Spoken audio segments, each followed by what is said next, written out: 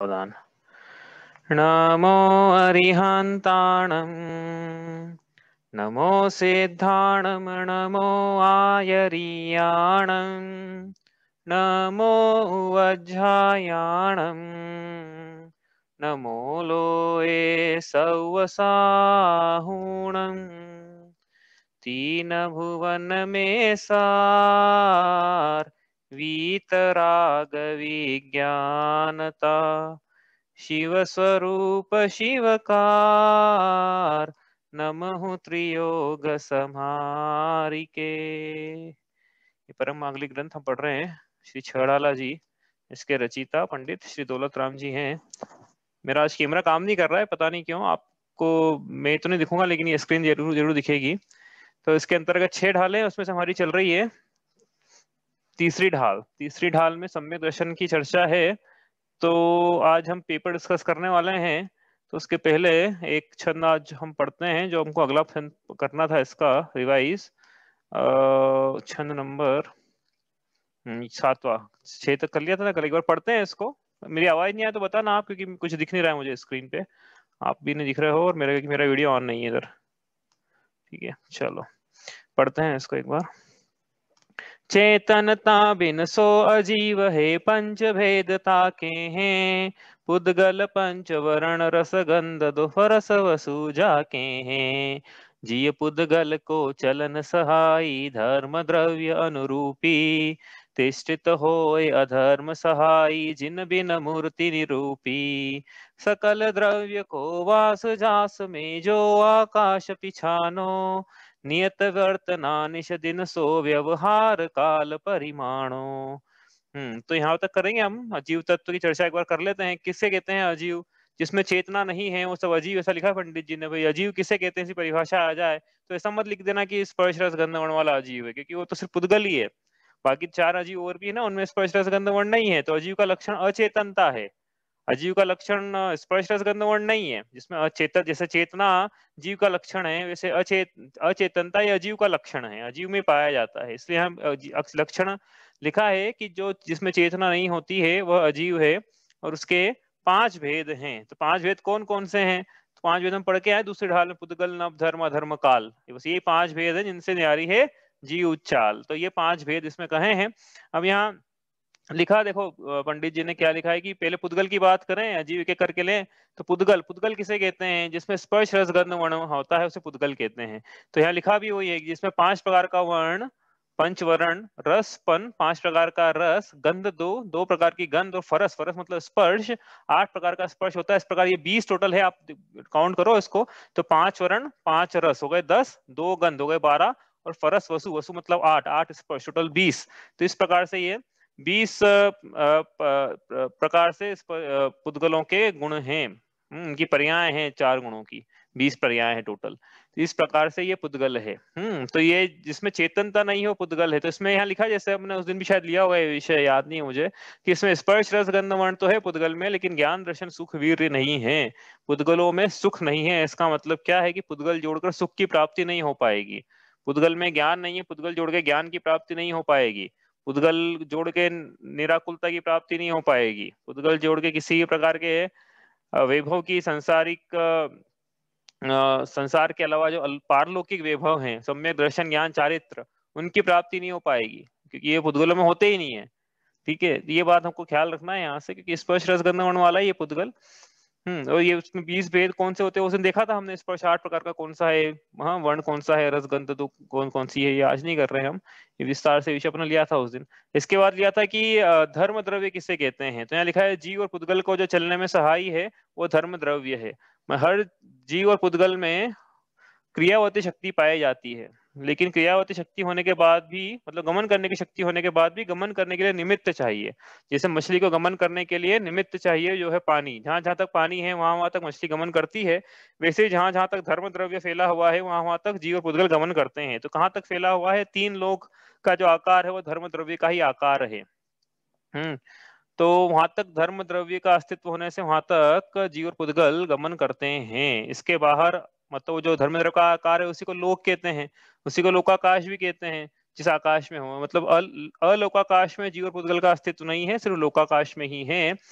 और दिखता क्यों नहीं है ये? तो यहाँ पे लिखा है ना अनुरूपी है भैया, ये अरूपी है। अरूपी पदार्थ जो है जिसमें स्पर्श रस गंध वर्ण नहीं होता है वो इंद्रियों से ज्ञान का विषय नहीं बनते हैं। इसका मतलब सिर्फ पुद्गल में स्पर्श रस गंध वर्ण है, इसलिए सिर्फ पुद्गल ही हमारे इंद्रियों से ज्ञान का विषय बनता है। जीव धर्म अधर्म आकाश काली हमारे इंद्रियों से हमारे ज्ञान का विषय कभी नहीं बन पाएंगे। तो ये कैसे बने फिर ज्ञान का विषय? की इंद्रियों से नहीं बन, जिन्होंने इंद्रियों से नहीं जाना, जो प्रत्यक्ष जानते हैं, उन्होंने हमें बतलाया। सर्वज्ञ भगवान ने हमें बतलाया कि ऐसा कोई धर्म द्रव्य है जिसका अस्तित्व है, जो फैला हुआ है। हम जिस कमरे में बैठे हुए इस कमरे में भी धर्म द्रव्य हर जगह फैला हुआ है। और ऐसा नहीं कि हम पहले धर्म द्रव्य को हटाएंगे फिर धर्म द्रव्य हमें चलने के लिए जगह देगा, ऐसा नहीं है। जहां हम हमारा मूवमेंट हो रहा है, वाइब्रेशन हो रहे हैं, स्पंदन हो रहा है, वहीं पर धर्म द्रव्य भी उसी वक्त मौजूद है, वही तो हमें दे रहा है, ये सब निमित्त बन रहा है। ठीक है, तो इस प्रकार से धर्म द्रव्य है। और अगला द्रव्य है अधर्म द्रव्य। तिष्ठत होय अधर्म सहाय, मतलब क्या है? जीव और पुद्गलों जो गमन स्वयं गमन कर रहे हैं, उनके स्वयं रुकने में जो निमित्त है वो अधर्म द्रव्य है। तो जैसा धर्म द्रव्य है वैसे ही अधर्म द्रव्य, लेकिन ये क्या है? स्वयं रुकते हुए जीव और पुद्गलों को रुकने में जो निमित्त बनता है वो अधर्म द्रव्य है। और जिनेन्द्र भगवान ने इसको भी अरूपी कहा है। ये भी तीन लोक में उसी प्रकार से फैला हुआ जिस प्रकार से धर्म द्रव्य है। उदाहरण इसका ये मिलता है कि जिस प्रकार से छाया जो है वह छाया जो है पथिक को रुकने में निमित्त बनती है, उसी प्रकार जीव और पुद्गल को रुकने में धर्म द्रव्य निमित्त, अधर्म द्रव्य निमित्त बनता है। ठीक है, तो अधर्म द्रव्य ऐसा रोकता नहीं है, हाँ, ये उदासीन निमित्त है, प्रेरक निमित्त नहीं है। ये तो धर्म और धर्म द्रव्य झगड़ा हो जाए, धर्म द्रव्य बोलेगा मैं चलाऊंगा और धर्म द्रव्य बोलेगा मैं रुकाऊंगा, तो इसलिए झगड़ा नहीं होता इन दोनों में, क्योंकि ये उदासीन है। तो जिसको चलना है, जिसको तैरना है, वो पानी का निमित्त ले। ठीक है, जिसको नहीं तैरना है पानी का निमित्त मत लो। इस प्रकार से है ये। ठीक है, उसी प्रकार इसको रुकना है, उदाहरण के लिए वो छाया, पेड़ की छाया का निमित्त लो पथिक को, उदाहरण के लिए। नहीं रुकना है पथिक को तो मत लो, चलते रहो इस प्रकार से। ठीक है, आगे चले हम। तो ये सिर्फ अजीव द्रव्य पढ़ रहे हैं आज। मेरा कैमरा ऑन नहीं है, ऐसा मैंने बताया, पता नहीं मेरे को देखना था एक्चुअली, रीस्टार्ट करूंगा शायद हो जाएगा ऑन। आगे देखें यहाँ से, सकल द्रव्य को वास जास में सो आकाश पिछानो, कि सभी द्रव्यों का जिसमें निवास स्थान है वह आकाश द्रव्य है, उसे आकाश द्रव्य पहचानना चाहिए। तो सब छह द्रव्य, अब सकल में छह द्रव्य आ जाएंगे, तो आकाश का भी निवास तो आकाश में ही है क्या? मतलब जीव पुद्गल धर्म अधर्म, तो जीव पुद्गल धर्म अधर्म और काल, यह पांच द्रव्य तो इन स्थान घेरते हैं। तो स्थान देने का कार्य किसका है भाई? हम जहाँ रहते हैं हमको किसने स्थान दिया ना? अगर जैसे हमको मकान मालिक ने स्थान दिया, तो ये जीव पुद्गल धर्म अधर्म काल किसने स्थान दिया? इनको स्थान दिया है जिस द्रव्य ने, उस द्रव्य का नाम है आकाश द्रव्य। मतलब आकाश का मतलब कोई रिक्त स्थान नहीं है, कोई नीला नीला आकाश है, ऐसा नहीं है। ये कोई मैटर है, द्रव्य है। हाँ, गुणों के संद्राव को द्रव्य कहते हैं, ऐसी परिभाषा है द्रव्य की। तो इसमें भी कोई अनेक अनंत गुण पाए जाते हैं आकाश द्रव्य में भी। ठीक है, लेकिन यहाँ पर क्या कह रहे हैं कि इसमें जो पांचों द्रव्य को जो रहने के लिए स्थान देता है, तो वो आकाश द्रव्य। तो आकाश ऐसी कौन सी जगह है जहाँ पे जगह नहीं है? तो इसका उत्तर ये है कि सभी जगह जगह ही जगह है भाई। हम कह ही रहे हैं कि ऐसी कौन सी जगह है, इसका मतलब जगह है। तो हर जगह जगह ही जगह, इसका मतलब आकाश का सर्वत्र फैला हुआ है, इसकी कोई सीमा नहीं है। सीमा नहीं होने से इसका कोई आकार नहीं है। हाँ, सीमा होती तो आकार होता, सीमा ही नहीं तो आकार कैसे होगा? लोक के अंदर भी और लोक के बाहर हर जगह आकाश तो फैला हुआ है। लेकिन पांचों द्रव्य जो है इसके अलावा वो सिर्फ लोकाकाश के अंदर ही है। जीव पुद्गल धर्म अधर्म, ये तो इस लोकाकाश के अंदर ही है भाई, क्योंकि धर्म द्रव्य जहां जहां तक है वहां वहां तक ही जीव और पुद्गल है, और वहीं पर जहां जहां धर्म द्रव्य वहीं पे अधर्म द्रव्य है। इसके अलावा जो काल द्रव्य अगला है वो भी लोकाकाश के अंदर ही है, लोकाकाश के बाहर काल द्रव्य नहीं है। तो आगे क्या कहा? काल क्या है? नियत वर्तना, मतलब जीवों को परिणमन करने में जो निमित्त बनता है, वर्तना करने में जो निमित्त बनता है, एक पर्याय से दूसरी पर्याय में परिणमन में जो निमित्त है, या वर्तना मतलब स्वसत्ता की अनुभूति, उत्पाद व ध्रुव से युक्त एक समय की स्वसत्ता की अनुभूति में जो निमित्त बनता है वह निश्चय काल है, और एक समय उसकी पर्याय है वो भी निश्चय काल ही है। ठीक है, लेकिन भूत और भविष्य की कालों को यदि हम जोड़ दें तो हमारे ज्ञान में जो चलता है व्यवहार, इसका काल द्रव्य का व्यवहार काल है। इस प्रकार से छह द्रव्य अपने शॉर्ट में पढ़े हैं, पर ज्यादा डिटेल में इसलिए नहीं कर रहे हैं क्योंकि अभी अपन जो पेपर रिवाइज करने वाले वो स्टार्ट करते हैं, उसमें हम इसको विस्तार से और विषय को लेंगे ही। ठीक है, चलो ये हो गया है। अब अपन चलते हैं पेपर डिस्कशन करते हैं आज का। ओपन बुक का पेपर आप निकाल लीजिए भाई, जो जिन्होंने दिया है पेपर जो क्लास में है वो अपना शीट खोल लें, तो हम एक एक करके देखते जाते हैं किसका क्या उत्तर है। ठीक है, चलो पहला प्रश्न, जैसे वैद्य है सो रोग का निश्चय कराकर फिर उसका इलाज करने की रुचि कराता है, फिर वैद्य रोग के कारणों को विशेष रूप से कहे तो रोगी कुपथ्य सेवन न करे, तत्पश्चात रोगी सुपथ्य का सेवन करे तो रोग रहित हो। ये एनोलॉजी है, मतलब ये दृष्टांत दिया है। और दृष्टांत क्या है हर ग्रंथ में, मुख्य रूप से मोक्ष मार्ग प्रकाशक में तो इसी विधि से हर अध्याय के समझ लो स्टार्टिंग में उन्होंने, पंडित जी ने 2-3 अध्याय के स्टार्टिंग में दृष्टांत लिखा है सभी अध्यायों को कनेक्ट करने के लिए, कि हमने पहले संसार के दुख बताए, उनका कारण बतलाया, अब उनसे बचने के उपाय बतला रहे हैं। तो ये वही दृष्टांत है कि पहले हम कोई रोगी है और वो वैद्य के पास गया, तो वैद्य ने पहले उसका निश्चय कराया कि भैया ऐसा हो रहा है, ऐसा हो रहा है, ऐसा हो रहा है, भूख नहीं लग रही है और ऐसा हो रहा है, ऐसा हो रहा है, इसका मतलब भाई आप रोगी हो, हल्के में मत लो इसको। फिर वैद्य ने, फिर रोगी ने पूछा वैद्य से कि भैया मुझे ऐसा रोग लगा, इसका क्या कारण है? तो उन्होंने, वैद्य ने रोग का कारण बतलाया, और ताकि रोगी उनसे परहेज करे, कुपथ्य का सेवन ना करे। फिर रोगी सुपथ्य का सेवन करे तो रोग रहित हो, इसलिए वैद्य ने प्रिस्क्रिप्शन लिख के दिया। उसी प्रकार एनालॉजी है। पहली ढाल में किसका वर्णन है? बताओ भैया, आप बताओ। अब पहली ढाल में संसारी को किसका निश्चय कराया है? संसार परिवहन के दुखों का। हाँ, संसार परिभ्रमण के दुखों का निर्णय कराया है। संसार के दुखों का, देखो भैया स्क्रीन दिख रही है, जिन्होंने उत्तर लिखा है संसार के दुखों का, ठीक है, संसार परिभ्रमण के दुखों का। हाँ, इन्होंने संसार परिवहन लिखा है, वो भी ठीक है, लेकिन क्या है, दुख लिखे अपन ज्यादा स्पष्ट हो जाएगा।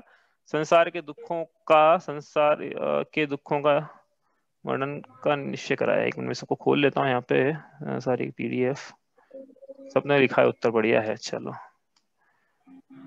ये एक्चुअली हाँ, संसार परिभ्रमण के दुखों का, बढ़िया, सबने उत्तर ये लिखा है, एक आध को नहीं लिखा है, बाकी सबने उत्तर लिखा है। अगला चलते हैं अपन। अब निश्चय कराकर दूसरी ढाल में क्या बताया है भाई, किसका विशेष निरूपण किया है? बताओ, किसका विशेष निरूपण किया है? दूसरी ढाल में किस बात का वर्णन है? कोई पूछेगा आपसे तो क्या बोलोगे आप? दुखों के कारणों का।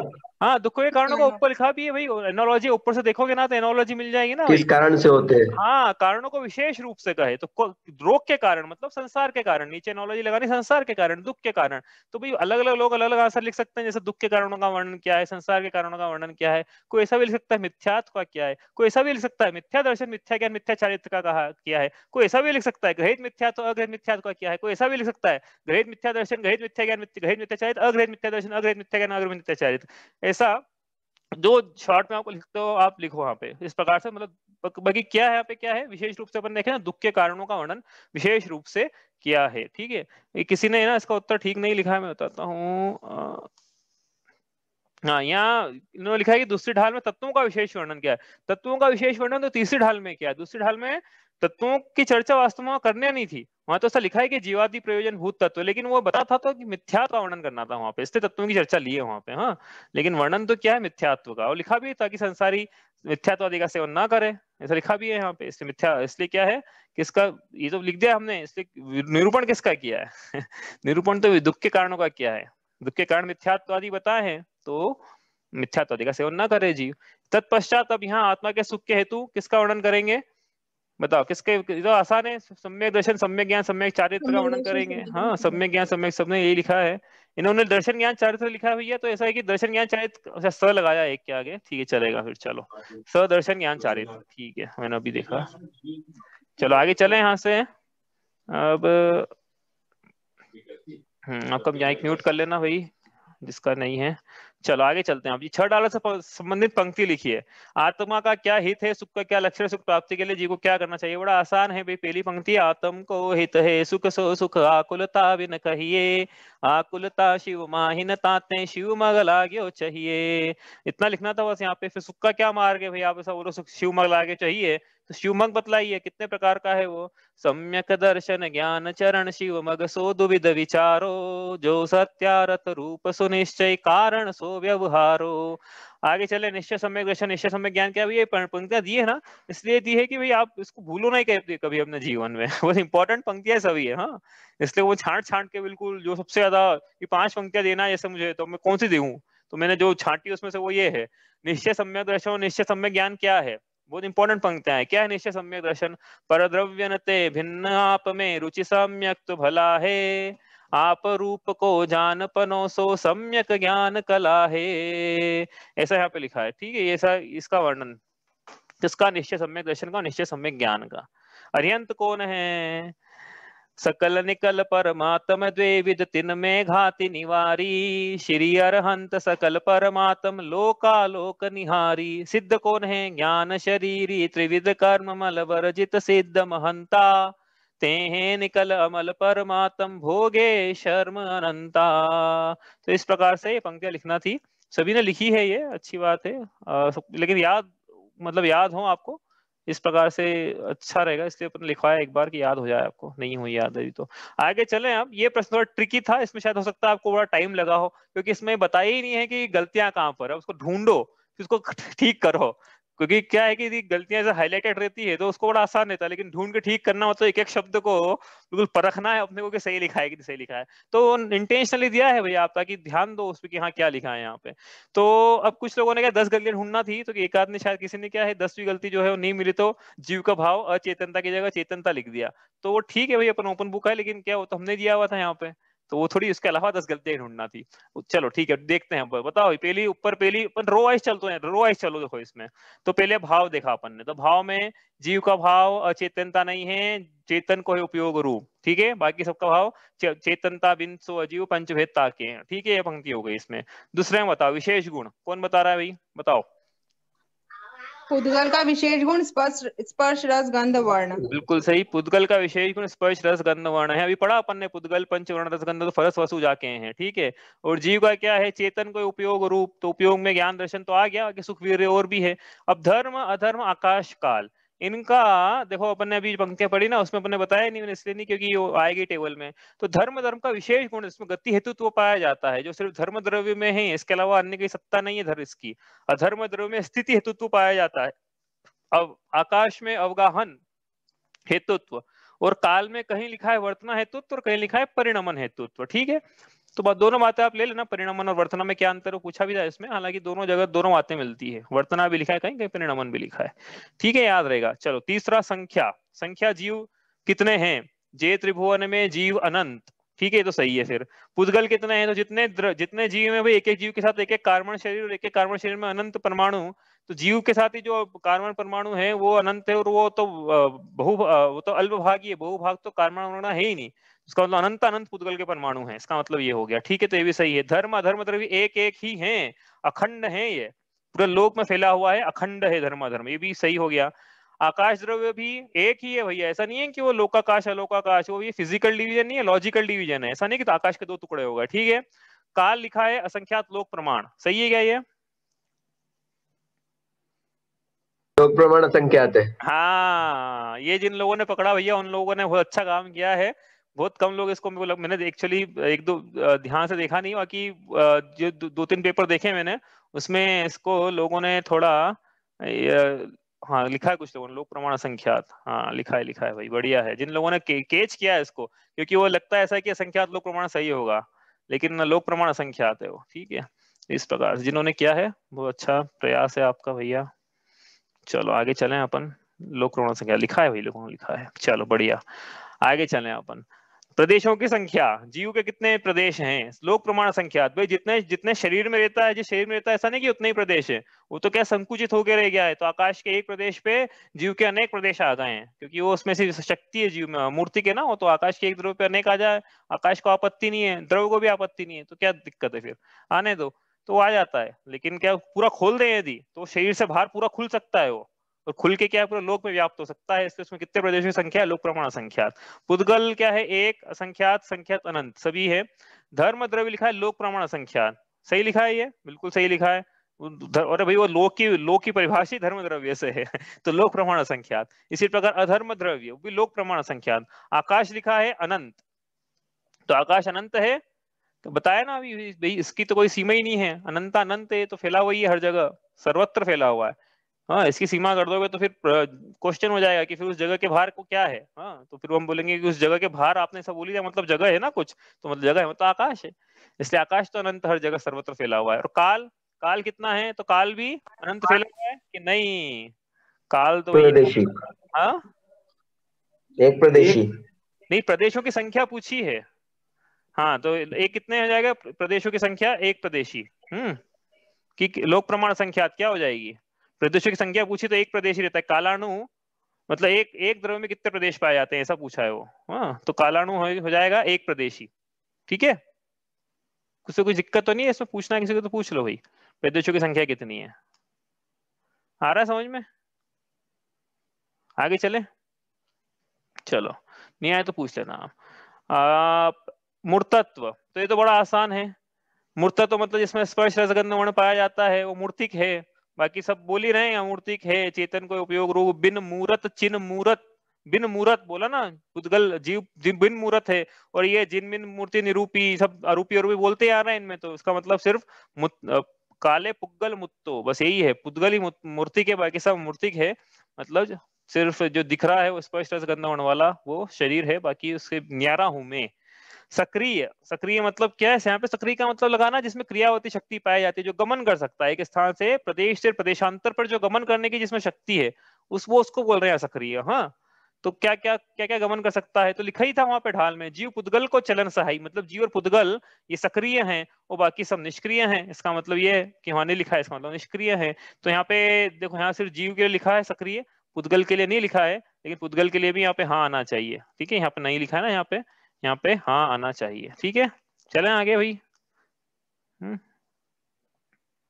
यहाँ पे ये नहीं लिखा है, इसकी जगह हाँ होना चाहिए।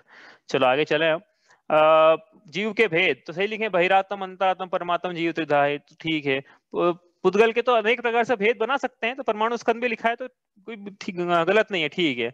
धर्म के भेद, तो धर्म उत्तम क्षमा आदि धर्म के भेद तो हैं, लेकिन यह धर्म द्रव्य की बात चल रही है। ठीक है, तो ये धर्म द्रव्य के भेद नहीं, उत्तम क्षमा, तो धर्म द्रव्य का कोई भेद ही नहीं है, धर्म में तो एक ही है। नहीं तो इसमें है उत्तम क्षमा आदि की जगह आएगा नहीं।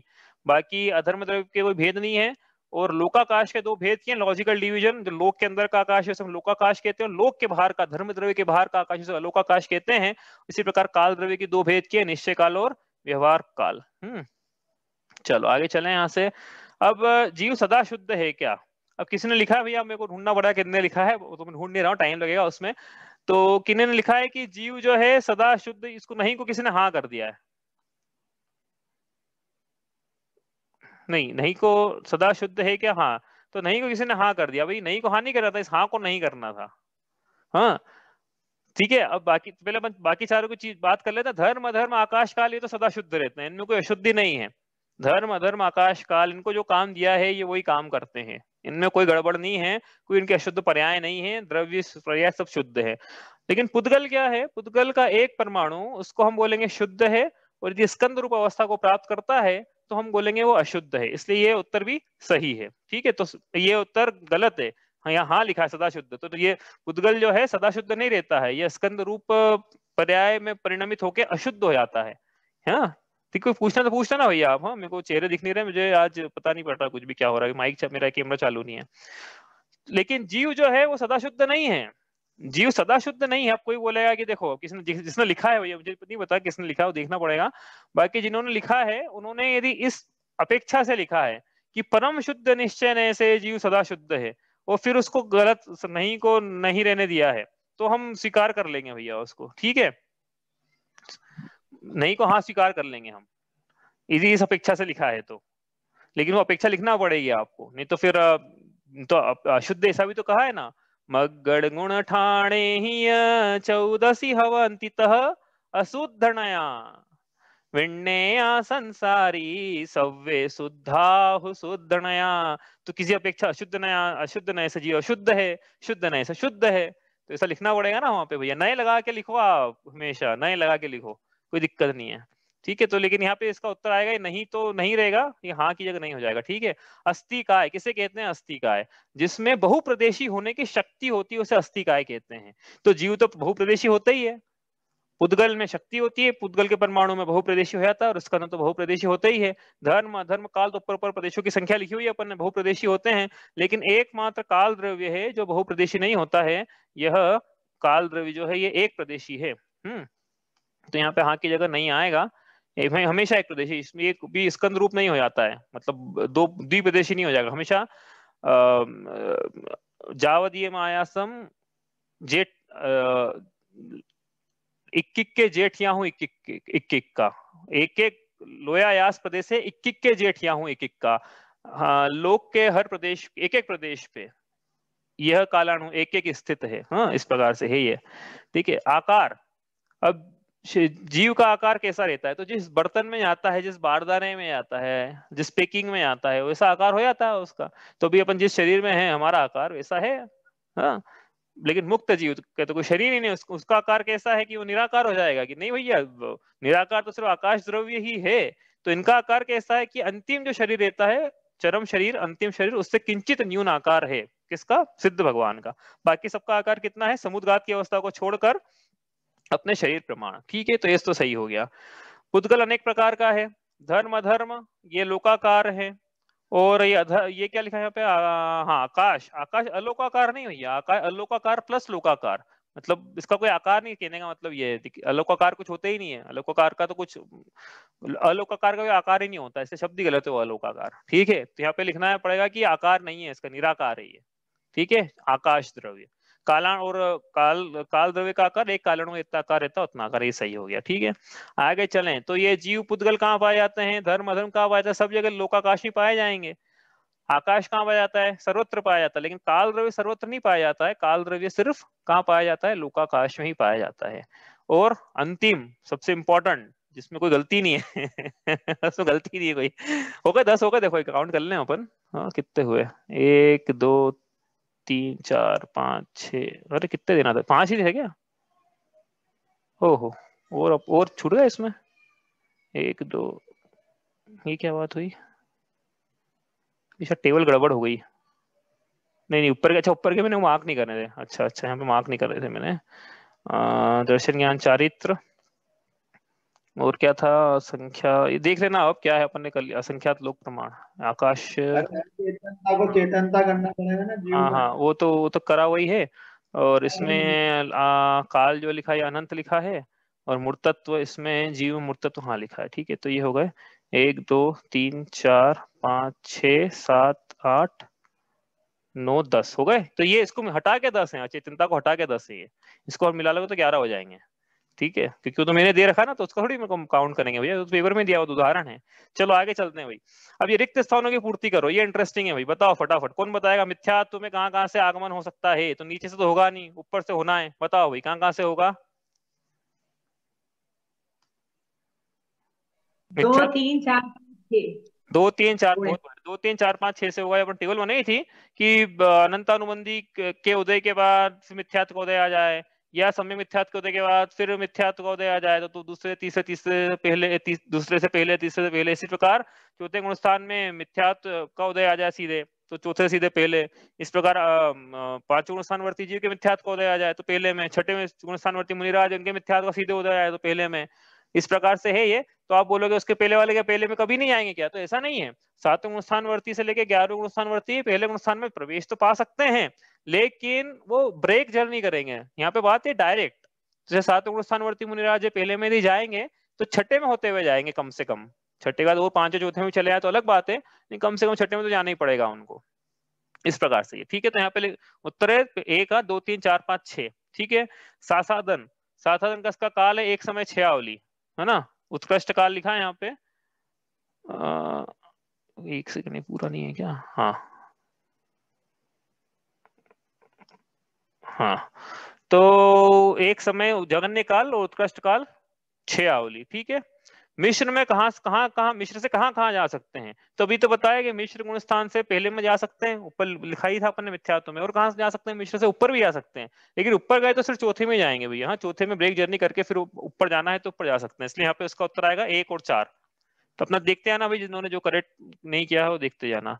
अब ये देश व्रत का उत्कृष्ट काल कितना है, ये पूछा था यहाँ पे। तो देश व्रत का उत्कृष्ट काल कितना है कि भाई कोई जीव है, उसने उत्कृष्ट आयु लेके, मनुष्य भव की उत्कृष्ट आयु लेके उत्पन्न हुआ। उसके बाद 8 वर्ष और 1 मंत्र मुहूर्त बाद उन्होंने अणुव्रतों को अंगीकार किया। तो मनुष्य की अपेक्षा से उत्कृष्ट काल इनका है 1 पूर्व कोटि माइनस 8 वर्ष माइनस 1 अंतर मुहूर्त। मनुष्य की अपेक्षा ऐसा है। आप 3 इंच की अपेक्षा आप लिखना तो वो भी लिख सकते हो कि 1 पूर्व कोटि वर्ष माइनस 3 अंतर मुहूर्त, ऐसा करके उसका भी लिख सकते हैं। ठीक है, चलो आगे चलें। प्रमत्त संयत में कहाँ से आगमन होता है? बड़ा ये थोड़ा ट्रिकी क्वेश्चन है कि प्रमत्त संयत में छठे गुण स्थान में जीव आएगा तो कहाँ से आएगा? बताओ भाई, कौन बताएगा? 7वें से। हाँ, 7वें से। 7वें से, क्योंकि वो उतरते हुए की श्रेणी है ना। हाँ, उतरते हुए की श्रेणी है ना वो, तो सातवें से नीचे से ऊपर, मतलब नीचे से ऊपर नहीं जाएंगे, ऊपर से नीचे आएंगे हमेशा, सातवें में ही, है ना? ठीक है, कोई पूछना किसी को? प्रमथ संयत, ऐसा नहीं है कि पहले से मुनि दीक्षा ले ली किसी ने, मिथ्या दृष्टि जीव ने मुनि दीक्षा ले ली, उसके बाद सम्यक दर्शन प्राप्त हुआ और तीन कछाय चुकड़े का भाव हो गया, तो फिर पहले छठे में चले जाएगा ना? कि नहीं भैया, पहले सातवें में जाएगा, फिर सातवें से नीचे छठे में आएगा, ऐसा है वो, है, ध्यान रखना है ये। चलो आगे, इसका गुणस्थान का नाम अपूर्वकरण के बाद क्या है? अनिवृत्तिकरण। ये तो अपन ने 3 गण परिणाम पढ़े थे, उसमें बार बार आया था। सूक्ष्म संप्राय, इसमें 10वें गुणस्थान के बाद जीव का क्या लिखा ऊपर? गमन। कहाँ जाएंगे जीव 10वें गुणस्थान के बाद? कहाँ जा सकता है जीव? बताओ भैया, कहाँ जा सकता है? 4, 9, 11, 12। हाँ, 4, 9, चौथे में कैसे चला जाएगा? मरण होने पर चौथे में। हाँ, मरण होने पे मुनिराज हैं, वो मरण को प्राप्त करेंगे तो उनके वैमानिक देव ही बनेंगे, और वैमानिक देव में लेश मात्र भी संयम नहीं होता है, मतलब 5वें भी नहीं जा पाएंगे, चौथे में ही सीधे जन्म होगा उनका। वो द्विग्र गति से चौथा गुणस्थान लग जाएगा, हालांकि बाकी देव गति में भी जाएंगे तो चौथे गुणस्थान में। और उपशम श्रेणी है तो 11वीं में जाएंगे, 10वें से। छपक श्रेणी है तो 12वीं में जाएंगे। इस प्रकार से जो उतरेंगे उपशम श्रेणी वाले तो 10वें से 9वें में, इस प्रकार से। 11वें गुणस्थान का नाम बताओ भाई? उपशांत मोह। ठीक है, 13वें और 13वां के बाद नंबर लिखना था वहां पे। 13वें के बाद क्या है? गुणस्थानातीत अवस्था है कि नंबर है वहां पे? तो नहीं, वे 13वें का 14, मतलब टोटल 14 गुणस्थान होते हैं, ये बताने के लिए क्वेश्चन पूछा गया है कि 14 गुणस्थान टोटल होते हैं, आपको याद रहे, इसलिए वो पूछा है। और सिद्ध भगवान का जगन्य उत्कृष्ट, सिद्ध भगवान का क्या, सॉरी, अयोग केवली का जगन्य उत्कृष्ट काल कितना है? तो किसी ने अंतर मुहूर्त लिखा है तो वो चलेगा भाई, अंतर मुहूर्त भी लिखा है कि नहीं उन्होंने।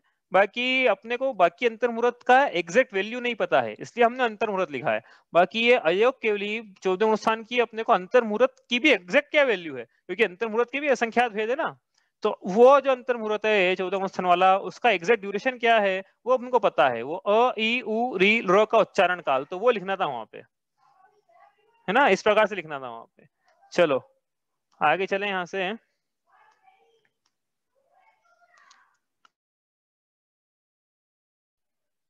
चलो अपन आगे चले यहाँ। अब ये अगला प्रश्न है, ये किसके भेद हैं? बताओ भाई, कौन एक एक करके एक एक शब्द में उत्तर देना है इसका।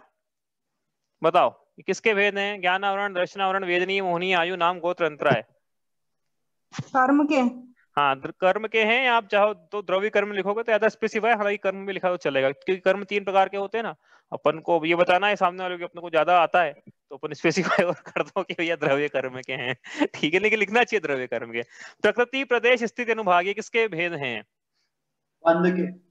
हाँ, ये बंद के भेद है भाई। किन्होंने लिखा है कर्म के भेद है? कर्म के भेद नहीं है, ये बंद के भेद है। हाँ, कर्म के भेद नहीं लिखना है, बंद के। अपन ने ऐसा पढ़ा है कि कर्म, ये कर्म बंद के भेद हैं, इस प्रकार से। पृथ्वी, जल, अग्नि, वायु, काय, वायु, वनस्पति और तर्स काय, इन 6 कायों के जीवों की हिंसा के प्रति असंयम क्या है ये? प्राणी प्राणी असंयम। असंयम।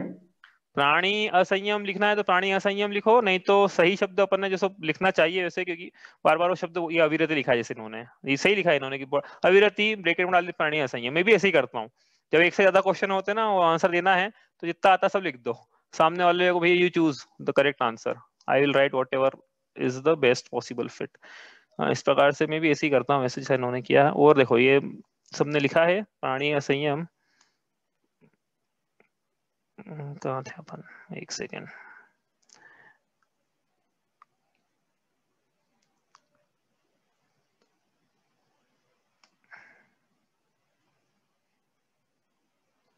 इन्होंने अविरत सम्यक तो लिखा है, अविरत सम्यक तो नहीं आएगा यहाँ पे। हाँ, अविरत सम्यक तो कैसे गए ये?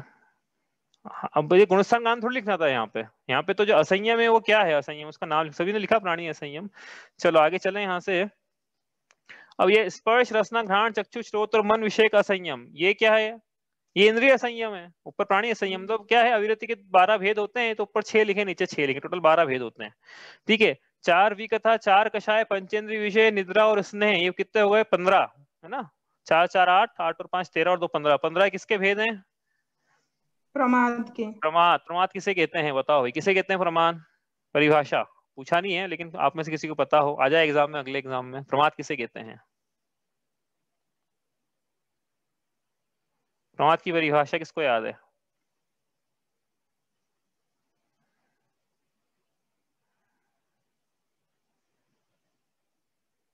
कोई किसी को याद नहीं प्रमाद की परिभाषा?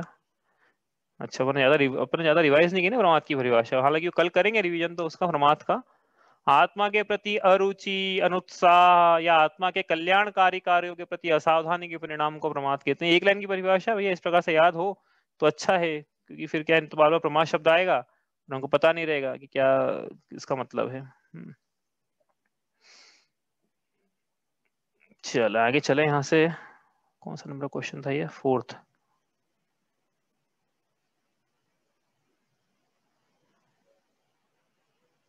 ये जिन हो सके तो आप पीडीएफ बना के भेजा करो, क्योंकि क्या वो इमेजेस आती है ना तो आगे पीछे हो जाती है वो। तो जिनको आ सकता है, जिनको पता है कि पीडीएफ कैसे बनाते हैं, वो पीडीएफ बना के भेजें, नहीं तो फिर हमको बनानी पड़ती है, तो फिर वो आगे पीछे पेजेस हो जाते हैं उसमें। चलो आगे चले यहाँ से। अब नेक्स्ट, पुद्गल धर्म अधर्म आकाश काल, ये तो अजीव के भेद हैं भाई, सबको पता है। किसने ऐसा तो लिखा ना कि और कोई है? हाँ, मैंने देखा नहीं। चलो, मिथ्यावृत्ति प्रमाद कषाय योग, ये किसके भेद हैं? तो ये लिखना है यहाँ पे भाव आश्रव। हाँ, जिन्होंने भाव आश्रव लिखा है उन्होंने बहुत अच्छा लिखा है, जिन्होंने आश्रव लिखा है ठीक है, नंबर मिल जाएंगे, लेकिन सही उत्तर उसका है भाव आश्रव। विपरीत एकांत विनय संशय अज्ञान, ये किसके भेद हैं? बताओ भाई। आवाज नहीं आ रही किसी की? हाँ, मिथ्यात्व, विपरीत एकांत, हाँ मिथ्यात्व है ना। विपरीत एकांत विनय के संशय अज्ञान, ऐसा याद रखना है इसको। हाँ, और आगे जो लिखा है ये किसके योग है?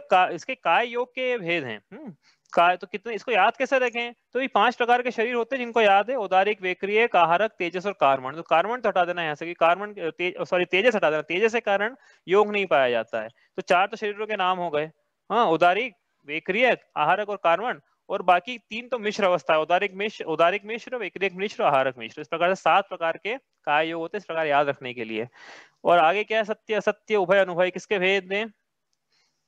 वचन योग। हाँ, वचन योग के भी लिख सकते हो आप, और मनोयोग के भी लिख सकते हो, जो आपको लिखना है। इंद्रियों का शमन, कषायों का दमन, ये बहुत लोगों को समझ में नहीं आया क्या है इसका उत्तर। बताओ भाई क्या है? संवर। हाँ, संवर है ना, आया तो सही है। अरे भाई, शमदम तेजो कर्म न आवे सो संवर आदरिये, पंक्ति है ये तो, अपन ने पंक्ति कैसे मिस कर दी? हाँ, जिन्होंने नहीं लिखा तो यहाँ पे लिखना संवर नहीं लिखना, भाव संवर पूरा लिखना है तो ज्यादा अच्छा है। भाव संवर के भेद, द्रव्य संवर अलग है ना, कर्मों की अपेक्षा से कथन करेंगे द्रव्य संवर, यहाँ भावों की अपेक्षा से कथन किया है, इसलिए भाव संवर। ठीक है। व्रत समिति गुप्ति धर्म अनुपेक्षा परिचय और चारित्र, ये 57 + 5। हाँ, ये भी तो भाव संवर के ही भेद हुए ना, हाँ, ये भाव संवर है ना, हाँ तो है ना, ये भी भाव संवर है, बिल्कुल बिल्कुल। तो ये भाव संवर के वेद है। व्रत समिति गुप्ती 57, मतलब व्रत को हटा देना या चारित्र को हटा देना, 57 प्रकार के भेद हो जाएंगे। और रखना हो किसी को तो 62 प्रकार के भेद है, और मूल रूप से 7 प्रकार के संवर के भेद लिखे यहाँ पे। 7 प्रकार के संवर के भेद हैं: व्रत समिति गुप्ती, धर्म अनुप्रेक्षा, परिचय और चारित्र, भाव संवर। लता दारू अस्थि शेल, ये किसके भेद है? बताओ। अनुभाग। हाँ, किसका? मतलब अनुभाग तो ठीक है, लेकिन साथ में और भी लिखना पड़ेगा ना, किस चीज का अनुभाग है? अनुभाग बंध। तो ये विषय समझ में नहीं आया। अनुभाग बंध। देखो मैं और किसने क्या लिखा है यहाँ पे। हाँ, अभी इनके ढूंढने में टाइम लगता है। हाँ, कर्मों की स्थिति है, घाती कर्म। घाती आधा उत्तर इधर से आया, आधा उधर से आया है, अनुभाग बंद लिखा है इन्होंने। और क्या लिखा है? और किसने सही लिखा है तो बताओ भाई। हाँ, वो देखना पड़ता, टाइम लगता है इधर। कौन सा नंबर का क्वेश्चन है ये? अच्छा, हाँ, अनुभाग ही लिखा है। अच्छा, ये ऐसा है तो समझ में नहीं आया, मतलब ये विषय तो ये ठीक है, कोई बात नहीं है। ये अपने ज्यादा विस्तार से लिखा भी नहीं था, अपना इसका विषय भी नहीं था। ये क्या ऐसा लिखना पड़ेगा? घाती कर्म का अनुभाग, उसके ये भेद है। घाती कर्म के अनुभाग की कैटेगरी है ये, तो उसके भेद हम लिख सकते हैं घाती कर्म के अनुभाग के, इस प्रकार से है ये। तो अनुभाग तो ठीक है लिखा है तो भी चलेगा, लेकिन साथ में आप घाती कर्म लिखोगे तो ज्यादा अच्छा है, क्योंकि अघाती के अलग प्रकार से भेद है। अघाती पुण्य रूप जो प्रकृति है उसकी गुण, खांड, शर्करा और अमृत इस प्रकार से, और उसके नीम, कांजीर, विष, हलाल पाप रूप प्रकृति इस प्रकार से भेद है उसके। ठीक है, तो यहाँ पे इसलिए स्पष्ट करें कि ये अघाती के अनुभाग के हैं। ठीक है, कोई बात नहीं भी, ये नया विषय था। बाकी आपको याद रहे थोड़ा लता दारू अस्थिशेल, तो आप जब आगे पढ़ोगे तो आपको ये शब्द नए नहीं लगेंगे। आगे भाई, वेदना, कषाय, विक्रिया, मारणांतिक, तेजस, आहारक, केवली। तो ये मैंने याद करने का तरीका बताया था, ये आपको जैसे समुद्घात के 7 भेद, हाँ याद करना हो तो वे कवि माते आके, ऐसा याद करोगे एक्रोनिम तो याद हो जाएंगे, तो वैसा याद बड़ा डिफिकल्ट है वो याद रखना, क्योंकि वो कहीं आई नहीं पंक्तियां, मुझे तो याद, मैंने तो ऐसे ही किए थे। तो समुद्घात के 7 प्रकार के समुद्घात होते हैं। आगे ये किसके भेद हैं? सद्दो बंदो सूमो, ये तो अब जिसे ये याद रखना है आपको 15वें नंबर का कि ये भेद हैं पुद्गल के, तो इसको कैसे याद रखें? तो ये एक्चुअली सूत्रजिम सूत्र है, शब्द बंद स्थूल, ऐसा पूरा सूत्र ही है, ऐसा इसी ऑर्डर में लिखा हुआ, जिस ऑर्डर में लिखा हुआ वो सूत्र याद कर लें आप। ये तो द्रव्य संग्रह की गाथा है, सद्दो बंदो सूमो थूलो संठान भेद तम छाया उद्दो जाजो सहिया। तो ये पुद्गल द्रव्य की पर्याय के पुद्गल दवस पज्जा, ऐसा लिखा भी है वहां पे कि पुद्गल द्रव्य की पर्यायों के भेद हैं याद रखने के लिए। ठीक है। 16 कुछ लोगों ने शायद लिखा है पुद्गल के भेद हैं, तो चल जाएगा वो, लेकिन ये जो भेद लिखे हैं 16 नंबर पे ये स्कंद के भेद हैं। ठीक है, ऊपर पुद्गल के भेद थे, नीचे स्कंद के भेद लिखे हैं। ठीक है, और 17वें नंबर पे तो आसान है, सबने लिखा होगा इसका उत्तर तो कि निर्जरा के भेद हैं। ठीक है, चलो आगे चलें अपन, ये भेद याद कर लेना भाई कि किसके कौन से भेद हैं। हाँ, ऐसा आपको उल्टा भी याद होना चाहिए कि किसी ने पूछा कि भैया ये अनुभाग बताओ, घाती कर्म के अनुभाग की कैटेगरी, तो ये लता दारू हस्तशैल इस प्रकार से अघाती कर्म का, हाँ नहीं घाती कर्म का अनुभाग, हाँ ठीक है। चलो आगे चलें अपन यहाँ से। अब यहाँ से छठा प्रश्न, मैं कौन हूं? अधिकतम 2 शब्दों में उत्तर दीजिए। बताइए भाई, बताते हैं ना फटाफट, टाइम इतना सब कम है, एक एक का अपन देख नहीं पाएंगे कि क्या उसका उत्तर आने वाला है। मैं और मिथ्यात्व के उदय से के उदय के निमित्त से संसारी को अपनी आत्मा के प्रति ही रुचि नहीं रहती। कौन सा कर्म है? कर्म का नाम लिखना है यहाँ पे, बताओ कौन है ऐसा? अनंतानुबंधी कषाय। हाँ, अनंतानुबंधी कषाय चौकड़ी, इसके उदय से, साथ में मिथ्या तो लिख ही दिया था वहां पे, तो अपन क्या हुई, कौन सी कल पढ़ा था अपने? ये देखो, ये बहुत इंपॉर्टेंट कंसेप्ट है, किसी को गुणस्थान में कुछ याद रहे नहीं रहे, ये 3-4 चीजें यहाँ लिखी हुई है, ये बिल्कुल रटी होगी तो गुणस्थान थोड़ा हो सकता है थोड़ा इजी होगा समझने में। तो अनंतानुबंधी का उदय, मिथ्यात्व का और अनंतानुबंधी का उदय मतलब जी पहले गुणस्थान में है, उसके अपने आत्मा के प्रति रुचि नहीं है, मिथ्या दृष्टि है। इन 5 प्रकृतियों के कारण अनादि मिथ्या दृष्टि के अपनी आत्मा के प्रति रुचि नहीं है, कहने का मतलब ये है। दूसरा, मेरे उदय के निमित्त से जगन अंतरात्मा लेश मात्र भी पापों का प्रतिज्ञा पूर्वक त्याग नहीं कर सकता, ये भी अप्रत्याख्यान। अप्रत्याख्यानावरण। चतुर्थ गुणस्थानवर्ती जीव 5वें गुणस्थानवर्ती क्यों नहीं है? तो कर्मों पे आरोपण डालना है यदि, तो हम बोलेंगे अप्रत्याख्यानावरण कर्म का उदय है जिसके निमित्त से जीव लेश मात्र भी वृत्तों को अंगीकार नहीं कर पा रहा है। तीसरा, किसके उदय से देशव्रती प्रतिमाधारी पुरुष सकल चारित्र रूप मुनि दीक्षा को अंगीकार नहीं कर पा रहा है? तो कषाय चौकड़ी, कोई ऑर्डर वही है, मतलब अनंतानुबंधी प्रत्याख्यान से तीसरा प्रत्याख्यानावरण। तो पंचम गुणस्थानवर्ती जीव छठे से लेके 12 गुणस्थानवर्ती छठे के आगे क्यों नहीं है? छठे के आगे क्यों नहीं है? तो अप्रत्याख्यानावरण का उदय है उसके, प्रत्याख्यानावरण कर्म का उदय है इसके लिए, इसलिए प्रतिमाधारी जीव प्रतिमाधारी ही है, मुनि दीक्षा अंगीकार नहीं कर पा रहा है। पुरुष भी लिखा है वहां पे, इसलिए साथ में पुरुष, प्रतिमाधारी पुरुष। आगे चलें, तो कोई मुनिराज हैं, वो वीतरागी क्यों नहीं हो पा रहे हैं? तो संजन कषाय चौकड़ी और नो कषाय दोनों लिख सकते हो आप, लेकिन आप चाहो तो संजन कषाय चौकड़ी भी लिखोगे तो चल जाएगा। संजन कषाय चौकड़ी के कारण मुनिराज में वीतरागता से, इसलिए छठे से लेकर 10वें गुणस्थानवर्ती जीव के 11वें 12वें गुणस्थान में प्रवेश क्यों नहीं है? संजुलन कषाय का उदय है। वीतरागता की पूर्णता क्यों नहीं है? संजुलन कषाय का उदय है।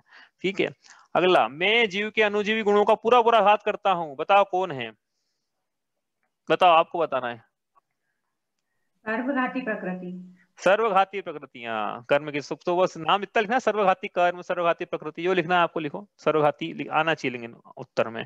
मैं जीव के अनुजीवी गुणों का पूरा पूरा घात करने में समर्थ नहीं हूँ, देशघाती प्रकृति, सीधा सा उत्तर है इसका। मैं जीव के मोह राग द्वेष में निमित्त हूँ, बताओ, ये बढ़िया इंटरेस्टिंग हो गया। मैं जीव के, बताओ को क्या उत्तर आएगा, किसने लिखा सही? दो कोई मोहिनी बोल रहा है, कोई मिथ्यात्व बोल रहा है, और कोई बोलना चाहता है? द्रव्य कर्म। देखो यहाँ पे है ना, अपन बात चल रहे हैं कर्म की, ठीक है, तो कर्म की बात जब करेंगे यहाँ पे तो आपको मोहनी कर्म लिखना पड़ेगा उत्तर में, क्योंकि आप यदि मिथ्यात्व कर्म लिखेंगे तो मिथ्यात्व सिर्फ दर्शन मोहनी का ही भेद हुआ, और इसके कारण जीव मोही है, इसके कारण जीव रागी द्वेषी है, मूल रूप से ऐसा नहीं कहेंगे, क्योंकि रागी द्वेषी तो वो चारित्र मोह के कारण है, और यहाँ दर्शन, वो मिथ्यात्व दर्शन मोह की प्रकृति है, इसलिए मिथ्यात्व कर्म की अपेक्षा से तो नहीं लिख पाएंगे। हाँ, भाव की अपेक्षा से ऐसा कहना चाह रहे हो कि दर्शन ज्ञान चारित्र क्या मिथ्यापना है, तो उसमें निमित्त पूछना, लेकिन यहाँ पे तो कर्म के निमित्त से तो उत्तर आएगा मोहनीय। ठीक है, चलो पूछना है किसी को तो पूछ लेना भैया आप। मैं छायो समय सम्यक दर्शन में चल मल अगाड़ दोष लगाने में निमित्त हूँ। सम्यक तो प्रकृति, कर्म प्रकृति, ऐसा पूरा लिखेंगे आप तो अच्छा है। आगे चले अपन, इतना दो शब्दों में उत्तर देना है तो इसलिए 2 शब्द लिखे थे ऊपर कि 2 शब्दों में देना है। मैं सर्व प्रणीत मार्ग से विमुख होकर तत्वा श्रद्धा में विपरीत मान्यता रूप परिणमाने में निमित्त हूँ। बताओ भाई कौन है ये महानुभव?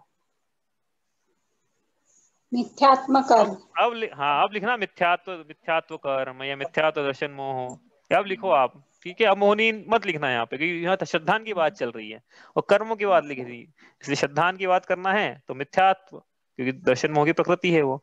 आगे मैं जीव, हाँ मिथ्या दर्शन लिखेंगे तो मिथ्यात्व लिखना है या मिथ्या दर्शन? मैंने तो नहीं, मिथ्या कर्म की दर्शन। प्रकृति लिखना है। देखो निमित्त की बात हो रही है ना, मिथ्या दर्शन निमित्त थोड़ी, मिथ्या दर्शन की तो पर्याय मिथ्या हो चुकी, तो वो थोड़ी निमित्त है अब। मतलब मिथ्या दर्शन विपरीत मान्यता में निमित्त कैसे हो सकता है? ये तो पर्याय, उसी की तो पर्याय है वो विपरीत मान्यता है वो उसी की तो है पर्याय, तो वो उस पर्याय में कौन निमित्त है वो लिखना है ठीक है, यही बात समझ में। चलो, तो उसमें निमित्त कौन है? कर्म का निमित्त, इसलिए निमित्त लिखा है ना हर जगह, आप देखोगे तो हर जगह निमित्त निमित्त लिखा हुआ है, इसलिए। चलो आगे चलें यहाँ से। मैं जीव को भव में ऐसे बांध कर रखती हूँ जैसे खोड़ा मतलब सांकल कैदी को भाव बांध के रखता है। बताओ ये कौन सा कर्म है ऐसा? आयु कर्म। आयु कर्म, बहुत बढ़िया। आयु का उदाहरण दिया था अपन ने कि आयु, ये जीव मुक्त क्यों नहीं है? क्योंकि आयु ने इसको शरीर में बांध के रखा हुआ है अभी, इसलिए। मेरे और मोहनी के उदय से जीव इंद्रियों के विषयों में सुख का अनुभव करता है। साता वेदनी, ये जितने भी लिखे ना यहाँ पे रट लेना, इसको मैं इसलिए नहीं कह रहा हूँ एग्जाम में आएंगे हो, उल्टा मत ले लेना। बाकी आया नहीं आया अलग बात है, लेकिन इतनी 10-11 पॉइंट लिखे हैं यहाँ पे, बहुत इंपॉर्टेंट कंसेप्ट है सब ये। मतलब आप एक एक चीज को, जैसे 11 पॉइंट लिखा है यहाँ पे, तो मुझे इंद्रियों के विषय में सुख का अनुभव यदि हो रहा है तो उसमें निमित्त कौन बन रहा है? साता वेदनी है। साता वेदनी के पीछे मोहनी साथ में है, तो साता वेदनी और मोहनी इनकी मिली भगत है कि मुझे इंद्रियों के विषयों में सुख का अनुभव यदि हो रहा है तो इनकी मिली भगत है, मोहनी उसमें इन्वॉल्व है, उसने मोह रखा है मेरे परिणामों को। ये सब इसलिए इंपॉर्टेंट है, हाँ ये चीजें हैं। चल आगे चले यहाँ से। चल सही जोड़ी जमाई है।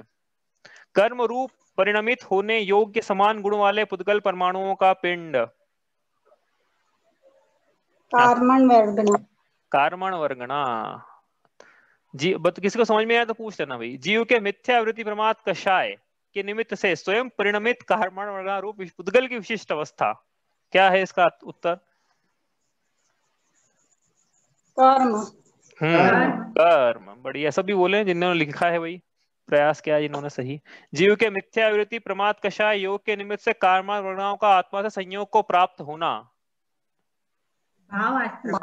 अरे बहुत बढ़िया, भाव आश्रय, बहुत बढ़िया।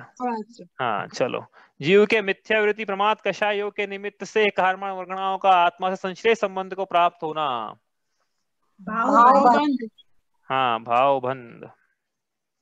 कर्मों के अपने अपने फलदान स्वभाव रूप परिणमित होना। बताओ भाई इसका क्या है? 5वें का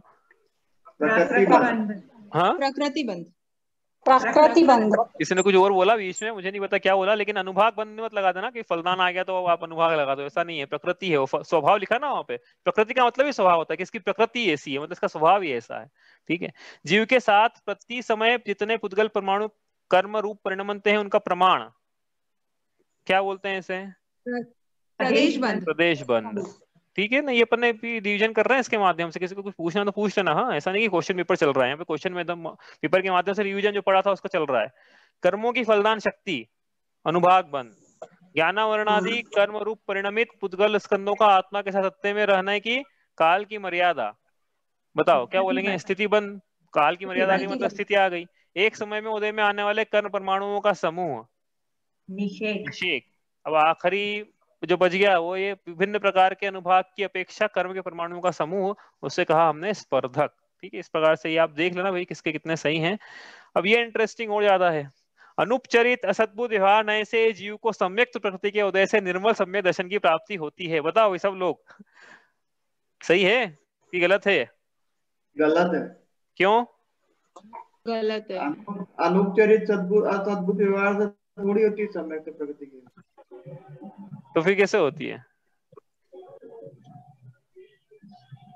गलत क्या है मतलब? ये अगर आपने बोला गलत है तो गलत क्यों है ये पूछा मैंने।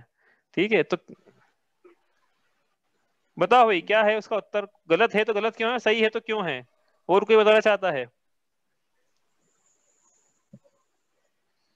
अरे अनुपचरित असद्भुत व्यवहार नय से जीव कर्म को भोगता है कि नहीं भोगता है? बोलते हैं ना, उपचरित असद्भुत व्यवहार नय से हम पर पदार्थों को भोगते हैं, और अनुपचरित असद्भुत व्यवहार नय से हम या तो शरीर को भोगते हैं या द्रव्य कर्म को भोगते हैं। तो बताओ सही है कि गलत है?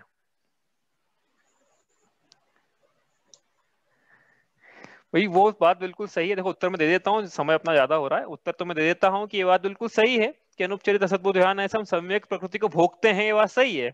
लेकिन भाई उसका उसका भोग ऐसा थोड़ी है कि उसे निर्मल सम्यक दर्शन की प्राप्ति होती है। उसके उदय से तो सम्यक दर्शन में चलमल अगाढ़ दोष लगते हैं, इसलिए उत्तर गलत है ये देखो आज समझ में आ रही ना। अनुपचरित असद्भुत विहार से सम्यक छायुक सम्यक दृष्टि जीव सम्यक प्रकृति के उदय को भोगता है। यदि ये इतना रहता तो ट्रू हो जाता, लेकिन आगे और भी लिखा हुआ उसमें कि उदय से भोगता कैसा भोगता है कि निर्मल सम्यक दर्शन को भोगता है। कि भैया उसके उदय थोड़ी निर्मल सम्यक दर्शन को भोग रहा है, वो तो उल्टा दोष लगा रही है, वो समल कर रही है, वो तो चल मल अगाड़ दोष लगा रही है। ठीक है ना। तो हम जीव सम्यक दृष्टि है तो सम्यक प्रकृति के उदय से नहीं है, बस बताना तो अपने को यह था यहाँ पे। ठीक है, सम्यक प्रकृति कर्म की प्रकृति है। ठीक है, आगे चले यहाँ से। मछली के गमन करने में जल निमित्त होने से जल ही धर्म द्रव्य है। बताओ भाई ट्रू गलत। फॉल्स। हाँ बताओ क्यों गलत गलत है। है? हाँ क्यों गलत है? धर्म द्रव्य तो मतलब मूर्तत्व ही नहीं होता है ना उसका, वो हाँ हाँ सक्रिय भी नहीं होता है। लेकिन यहाँ तो जल तो हाँ निमित्त बन रहा है, मतलब हाँ क्या बोलना हाँ, चाहिए, नहीं समझ गया मैं, दिख ठीक रहा है। है। बाकी एक्चुअली सही में इसका उत्तर आपको, जैसे आपका उत्तर भी सही है, लेकिन अपन देते ये थे कि भैया तो दृष्टांत दिया था समझाने के लिए आपको ये थोड़ी बोला था मतलब किसी को कि भाई जल ही धर्म द्रव्य, ऐसा थोड़ी बोला, तो दृष्टांत था मछली और जल का। समझ में आ रहे ना? तुम आप जल को ही धर्म द्रव्य मत मान लेना, वो दृष्टांत है, उदाहरण है। हाँ इसलिए गलत है ये। मूर्तत्व पुद्गल का लक्षण है। बताओ। सही। सही। सही है। हाँ सही है सही। ना भाई, सही है। मूर्तत्व तो पुद्गल का बिल्कुल, पुद्गल पंचवरण रसगंध फरस वसु जाके हैं, मूर्तत्व सिर्फ पुद्गल में होता है। लक्षण किसे कहते हैं? जो परस्पर मिले जुले पदार्थों में ऐसा गुण जो लक्ष्य को भेद दे। तो छह को खड़ा करें अपन लाइन में, जीव पुद्गल धर्म धर्म आकाश काल को, और फिर देखें तो भैया मूर्तत्व से देखें तो अदगल अलग हो जाएगा क्या पुद्गल? हाँ हो जाएगा, क्योंकि पुद्गल भी मूर्तत्व है, बाकी सब में तो मूर्तत्व है ही नहीं। मतलब पुद्गल को आइडेंटिफाई कर सकते हैं हम मूर्तत्व से। सही है इसका मतलब। मन वचन काय के निमित्त से आत्मा के प्रदेशों का परिस्पंदन भाव योग है। बताओ। ये द्रव्य योग होता है ना, मन वचन काय के हाँ निमित्त बिल्कुल से सही, आत्मा। द्रव्य योग होता तो उत्तर सही रहता, भाव योग नहीं आएगा। भाव योग तो वो शक्ति है, मन आत्म प्रदेशों के स्पंदन की जो शक्ति है वो भाव योग है। लेकिन आत्मा प्रदेशों का जो स्पंदन है वो द्रव्य योग है। ध्यान रखना भाई, भाव द्रव्य योग भाव योग से दो भेद किए थे उसके। एक शुद्ध पुद्गल का परमाणु आकाश का जितना क्षेत्र घेरता है वह एक प्रदेश है। सही। बताओ भाई, सब लोग बताओ सही है कि गलत है ये? सही है, ट्रू है ना भाई, इसमें क्या सही संशय है? है। बिल्कुल 100% सही है ये तो, इसमें क्या दिक्कत है? उसी को प्रदेश की परिभाषा ही हुई थी हमारी। हाँ, जावदीयम आयासम अविभागी पुग्गलाणु मठ्ठदम तमकु फते समझाणे सव्वाणु उत्थान दानति, हमसे गाता है द्रव्य संग्रह की कि एक अविभागी पुद्गल परमाणु आकाश का इतना क्षेत्र घिरता है, उसी परिभाषा ही हुई एक प्रदेश की। आत्मा के प्रति अनुत्साह असावधानी और अनादर का भाव अनुत्सेक है।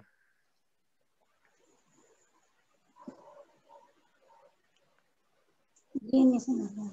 ये फॉल्स है। आत्मा के प्रति अनुत्साह असावधानी और अनादर का भाव प्रमाद है। प्रमाद, प्रमाद की परिभाषा लिखी है वो। अगला, तिर्यंच आयु पुण्य प्रकृति है पर तिर्यंच गति प्राप्त प्रकृति है। बड़ा डिफिकल्ट क्वेश्चन है ये। वही ऊपर वाला भी डिफिकल्ट था, छठा और सातवां दोनों डिफिकल्ट थे। बताओ भाई, सातवां ये बताओ। सही है। ये सही है, ये ध्यान रखना है हमेशा, बिल्कुल ट्रिकी सही क्वेश्चन है ये।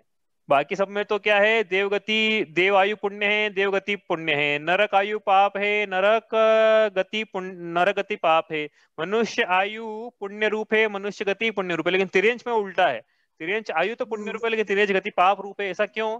कि भाई ऐसा है कि तिर्यंच में कोई जाना नहीं चाहता है, लेकिन एक बार चले गया तो निकलना भी नहीं चाहता है, इसलिए आयु पुण्य रूप है और गति पाप रूप है। चलो, सम्यक मिथ्या तो नाम की प्रकृति का आश्रय केवल मिथ्या दृष्टि के ही होता है। बताओ। बड़ा ये भी इंटरेस्टिंग क्वेश्चन है, बड़ा डीप में है सारे क्वेश्चन ये तीनों, छठा सातवां आठवां। जिन्होंने करे वो अच्छी बात है भैया, समझ के जिन्होंने करे हैं। बताओ आठवां। इसका आश्रय होता ही नहीं है। अरे बहुत बढ़िया, इसका आश्रय होता ही नहीं है भैया, इसका तो आश्रय भी नहीं होता है। क्यों क्यों नहीं होता है? क्योंकि उपशम सम्यक दर्शन का जो आखिरी सब शुरू होता है उपशम सम्यक दर्शन, तो मिथ्यात्व तो उसके 3 टुकड़े हो जाते हैं, सम्यक मिथ्यात्व, मिथ्यात्व और सम्यक। तो इसका आश्रय नहीं होता है। हाँ, ये टूट के बनने वाली है, आश्रय से बनने वाली नहीं है। तीस गलत हो गया मतलब ये 8वां। असंप्राप्ता सर्वप्राटे का सनन, ये अघाती कर्म में नाम कर्म की पुण्य प्रकृति है। बताओ भाई ये कैसे? गलत है ना ये तो। हाँ, हाँ क्यों गलत है? गलत। ये ये तो पाप प्रकृति है, हाँ, ये प्राप्त तो असंप्राप्त। हीन सहनन है, असंप्राप्त सर्वप्राटे का। ये सर्व को पाए जाने वाला सहनन है। हाँ, जब बिल्कुल नसों से बंधी हुई रहती है उसकी, जो हड्डियां हैं वो नसों से बंधी हुई है उसकी, कोई वेस्टर्न वगैरह कुछ नहीं है उसमें। तो पाप रूप प्रकृति है ये। निर्णव से श्रुत ज्ञानावरण नाम की पुण्य रूप घाती कर्म का आश्रय होता है। बताओ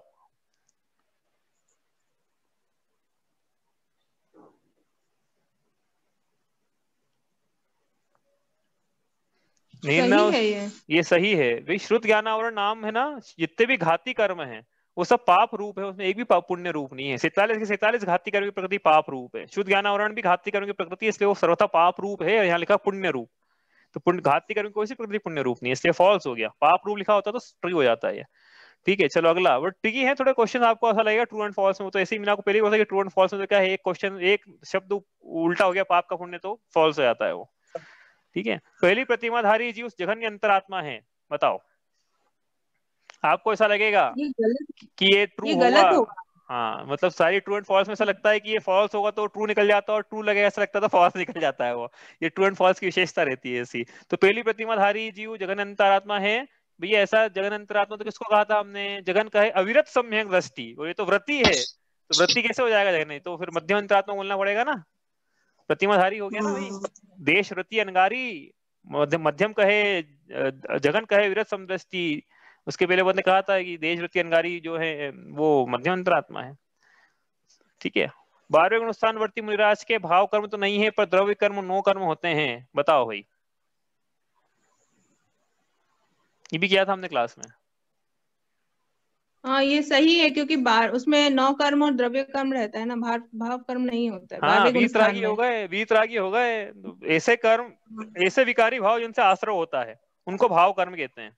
आत्मा के ऐसे विकारी परिणाम जिनसे आश्रय हो रहा है वो भाव कर्म है। 12वें गुणस्थान वर्ती मुनिराज के आश्रय के साथ बंद हो रहा है, मतलब सॉरी आश्रय नहीं बोलना चाहिए, बंद बोलना चाहिए। आत्मा के ऐसे विकारी परिणाम जिनसे बंद होता है वह विकारी परिणाम भाव कर्म है। ठीक है, वापस से, आत्मा के ऐसे परिणाम जिनसे बंद होता है, आत्मा के ऐसे विकारी परिणाम जितने हैं वो सारे भाव कर्म है। तो इनके मिथ्या अविरति प्रमाद कषाय ये चले गए हैं। अब योग बचा है, योग से बंद नहीं होता है, और ये चारों चले गए, मतलब जितने भाव कर्म सब चले गए। वीतरागी होगा इनके काय के भाव कर्म, तो वीतरागी होगा ये 12वें स्थान में तो। हाँ, लेकिन शरीर है और बचे हुए 4 कर्म बचे हैं अभी, आयु नाम गोत्र अंतरा है वो बचे हैं, तो इससे 9 कर्म और द्रव्य कर्म दोनों हैं। 11वें गुणस्थान में संजनन लोप कषाय का मंदतम उदय होता है, का उदय मंदतम होता है। बताओ 13वां जल्दी से। ये गलत है ना, वो तो 8वें गुणस्थान में होता है मंदतम। हाँ, ये बिल्कुल गलत हो गया भाई। 11वें स्थान में तो संजनन लोप कषाय का उदय ही नहीं होता है, वो उपशमन को प्राप्त हो जाती है। उपशम मोह का वो गुण स्थान है वो, बिल्कुल सही। वीतरागी हो गए वहां पे भी। द्रव्य पर्याय, हाँ 14वां और 15वां। द्रव्य पर्याय की प्रति पर्याय में अंतर्निहित एक समय में स्वसत्ता की अनुभूति वर्तना है। ये परिभाषा है वर्तना की, राजवार्तिक में लिखी हुई है ऐसी ऐसी परिभाषा, बहुत बढ़िया परिभाषा है ये वर्तना की। द्रव्य पर्याय की प्रति द्रव्य पर्याय में अंतर्निहित एक समय में स्वसत्ता की अनुभूति वर्तना है, मतलब ट्रू है, ऐसी कैसी परिभाषा वहां लिखी हुई है। वर्तना परिणाम क्या होते हैं बताया था ना, कि वर्तना परिणाम, कहीं वर्तना हेतु तो लिखा है, कहीं परिणाम हेतु तो लिखा है, तो दोनों में अंतर क्या है? तो दो अंतर यहाँ लिखा है, परिभाषा से मिलेगा आपको, अंतर तो करेंगे नहीं अभी। दूसरा 15वां, मतलब 14वां ट्रू है। 15वां, द्रव्य की अपनी मौलिक सत्ता को न छोड़ते हुए पूर्व पर्याय की निवृत्ति पूर्वक उत्तर पर्याय की उत्पत्ति वो परिणाम है, ये भी ट्रू है। हाँ, ये परिभाषा है वर्तना की, और नीचे वाली है याद, जिसको याद करने को इंटरेस्ट है भैया फिजिक्स में, वर्तना और परिणाम की परिभाषा इस प्रकार से याद कर लेना। आगे चले अपन, कितने प्रश्न, चलो एक और बचा है। अधिकतम 2 शब्दों में उत्तर दीजिए। कर्म की स्थिति पूरी होने पर कर्म का फल देना। बताओ भाई जल्दी से, कौन बता रहा है? उदय। उदय है तो बड़ा आसान है। जीव के परिणामों के निमित्त से कर्म के उदयावली के बाहर के निश्चयों का उदयावली के निश्चयों में आ मिलना। एक शब्द में उत्तर बताइए। वो एक ही की आवाज आ रही, बाकी सब कहाँ गए? 1 2 की आवाज आ रही बस। क्या है वही? सद अवस्था रूपशम में हमने बोला था कि भैया उदीर्णा नहीं होने देना है उनकी, उदीर्णा नहीं तो खेल खराब, कल भी बताया था ये। तो कि बाहर वाले आ गए अंदर, उदय में प्राप्त, उदय में उदयवली में आ गए तो फिर उदय में आ जाएगा, जीव का क्षयशम खत्म हो जाएगा, क्षयशम। इसका मतलब इसका आंसर उदीर्णा है। समझ में आई कि नहीं? उदीर्णा क्या होती है? उदीर्णा एक आवली में जो उदय में आने वाले निषेध का शेड्यूल बना हुआ था, उस शेड्यूल में बाहर का शेड्यूल आगे मिल गया, तो पहले हमको हम भी उदय में आएंगे, उसका शेड्यूल आया नहीं था अभी, तो उदय में आने का टाइम ही नहीं आया था और वो आ गया, लेकिन हम भी उदय में आएंगे। तो ऐसा यदि हो जाता है तो उस निषेध की उदीर्णा मानी जाती है फिर। ठीक है, आयु कर्म की उदीर्णा हो गई, मतलब जीव अकाल मरण को प्राप्त हो गया। आगे चलें। विवक्षित कर्म प्रकृतियों के परमाणु का सजातीय अन्य प्रकृति रूप परिणमन होना आसान है? बताओ। बी संयोजना। बी संयोजना।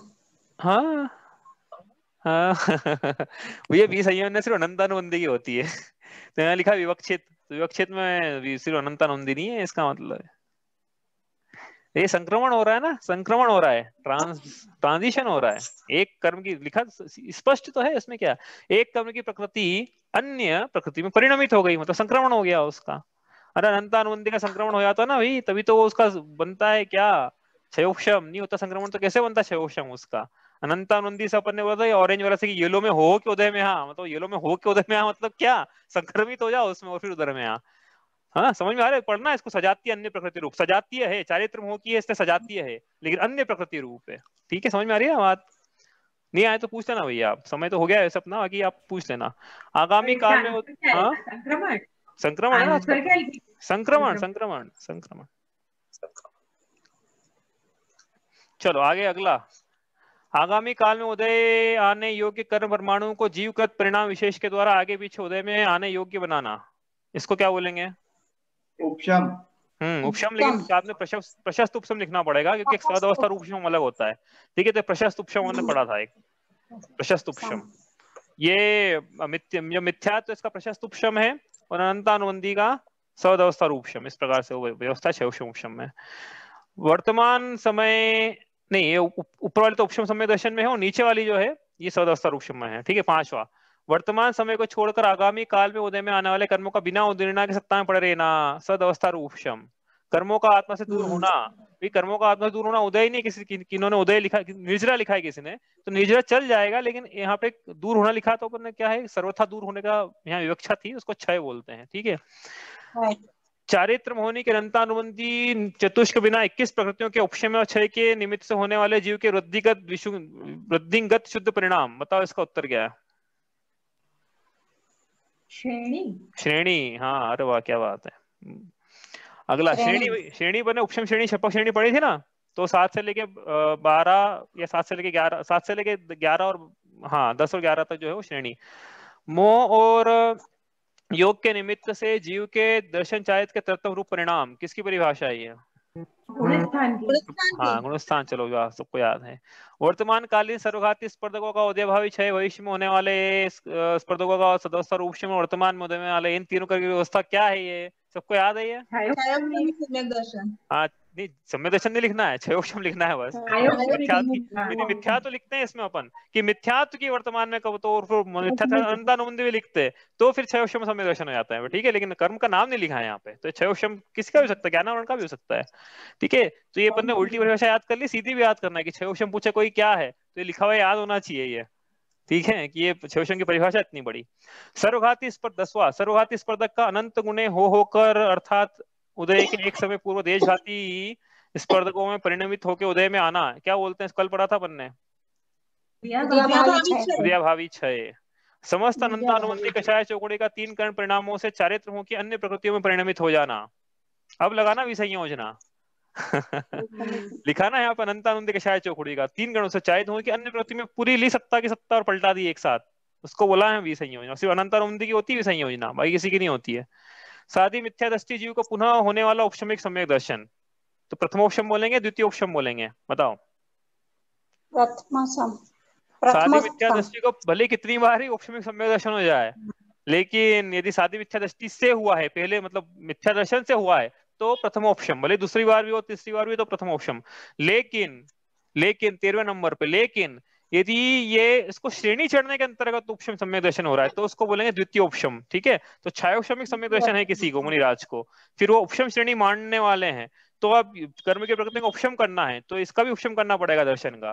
तो इसलिए फिर अब छायोपशमिक सम्यक दर्शन के बाद उनको वापस से उपशम सम्यक दर्शन की प्राप्ति होती है, उसको बोलते हैं द्वितीय उपशम सम्यक दर्शन, श्रेणी चढ़ने के ठीक पहले, उपशमिक श्रेणी चढ़ने के ठीक पहले। ठीक है, नहीं समझ में आया तो पूछना, तो कठिन विषय सभी है।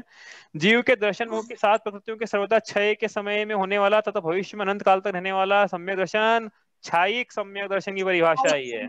15वां जो परिभाषा है ये छायोक्षमिक सम्यक दर्शन की परिभाषा है, और 16वीं जो परिभाषा है ये औपशमिक सम्यक दर्शन की। 3 सम्यक दर्शन है, तीनों सम्यक दर्शन की यहाँ परिभाषा लिखी है। ठीक है, समय थोड़ा ज्यादा हो गया है ये, लेकिन प्रश्न भी एक ही बचा है तो कर लेते हैं। 3 प्रश्न है देखो यहाँ पे। निश्चय नय से और मोक्ष, निश्चय नय से मोक्ष मार्ग और व्यवहार नय से मोक्ष मार्ग में क्या अंतर है?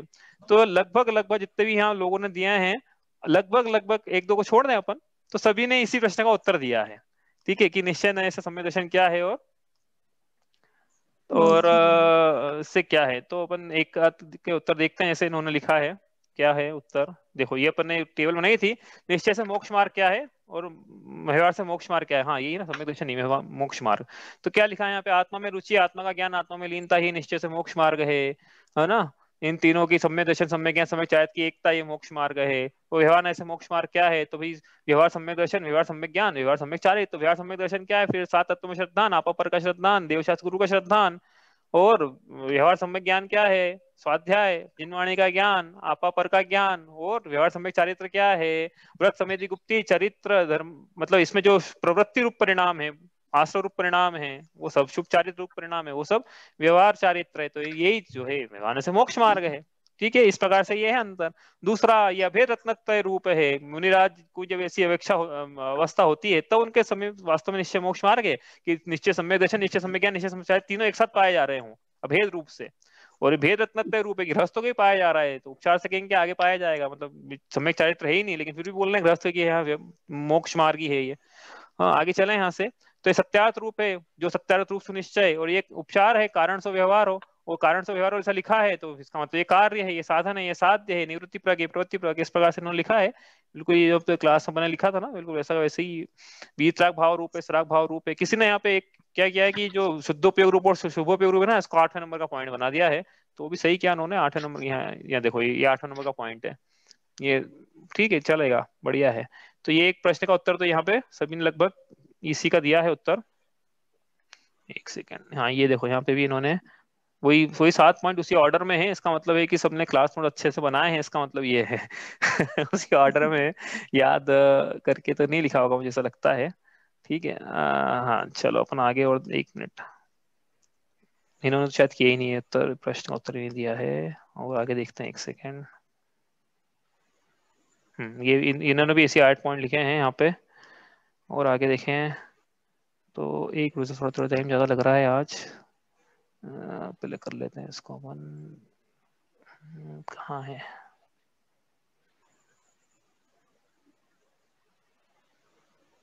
एक सेकंड, उत्तर देख लो इनका क्या है।